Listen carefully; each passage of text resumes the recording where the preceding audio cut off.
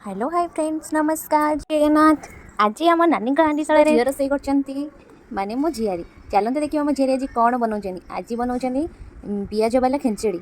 देखा केमी से प्रस्तुत कर बनइबे चलते देखा से केमी बनाऊँ। फास्ट तेल पकईदे भूषण पत्र पकईदे तेजपत्र पकईदे फुटण पकईदे मसला बटा रखते मसला पकई कंचा लंका मसला को आड कर भल से कषि दौरान पियाज बिलाती काटी टे कषि दे पियाज को पकईदे मसला भी भाजिकी रखी मुग डाली देखुं मसला कषा कषि दौरान बिलाती की पकईदे बिलाती पकई घाटीदे लुण टे पकईदे बिलाती परिवा चुन चुन मन मन काटा भी पकईदे हलदी लुण पकईदे पकईदे कषिगला मसला सागर मिक्स करदे बंधाकोबी भल से कड़े कषिया को छाड़दे बंधाकोबी की सब पकईकी परिवा मसला सहित भलसे कषिदे कषिदे सब्जी मसला टे पकईदे सब्जी मसला पकई भल से कषिदे